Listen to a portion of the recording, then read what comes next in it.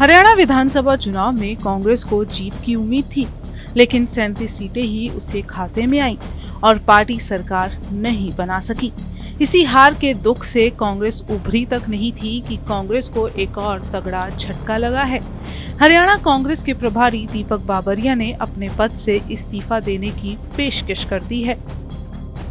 आपको बताएं कि हार के बाद पार्टी में इस्तीफों का दौर शुरू हो गया है और अब दीपक बाबरिया ने प्रदेश प्रभारी पद से इस्तीफा देने की पेशकश रखी है। इसके लिए दीपक बाबरिया ने राहुल गांधी से बातचीत भी की है। बताया जा रहा है कि दीपक बाबरिया ने राहुल गांधी से कहा है कि अब किसी और को हरियाणा का प्रभारी बना दें, उन्हें कोई आपत्ति नहीं होगी। साथ ही सूत्रों के मुताबिक दीपक बाबरिया ने ये भी कहा है कि जो लोग मुझ पर आरोप लगा रहे हैं वो आरोप साबित करें।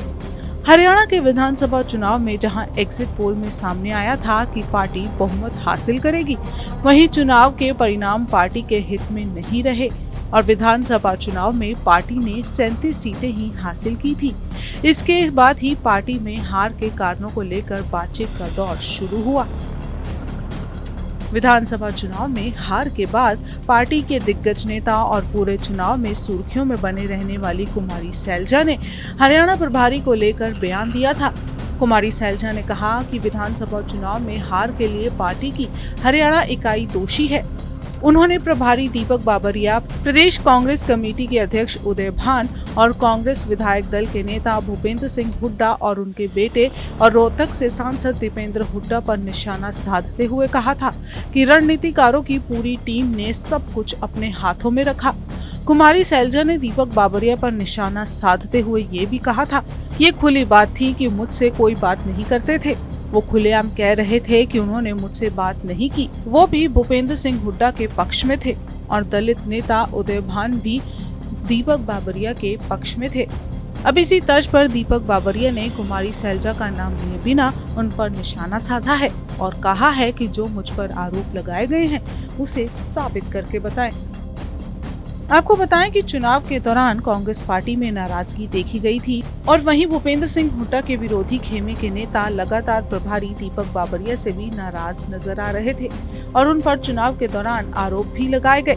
उन पर ये आरोप लगाए गए कि वो प्रभारी की जिम्मेदारी ठीक से नहीं निभा रहे हैं और पक्षपात करते हैं। आपको बता दें कि हरियाणा विधानसभा चुनाव के लिए जब टिकट बांटे जा रहे थे उस समय दीपक बाबरिया बीमार चल रहे थे। ब्लड प्रेशर बढ़ने के बाद उन्हें दिल्ली के एम्स में एडमिट होना पड़ा था। हरियाणा में एक ही चरण में 5 अक्टूबर को चुनाव हुए। चुनाव के अगले ही दिन एग्जिट पोल सामने आया जिसमें कांग्रेस को बहुमत मिलता हुआ दिखाई दिया, लेकिन नतीजे उम्मीद के अनुसार नहीं आए। कांग्रेस को 90 में से 37 सीटें ही मिली और वहीं बीजेपी को बहुमत के आंकड़े से पार 48 सीटें हासिल हुई। इसी के साथ राज्य में एक बार फिर बीजेपी की सत्ता कायम हुई है।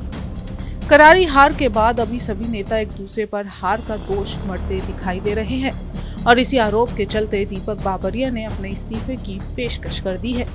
लेकिन आप कांग्रेस की हार के लिए किसे जिम्मेदार मानते हैं, हमें कमेंट करके जरूर बताएं।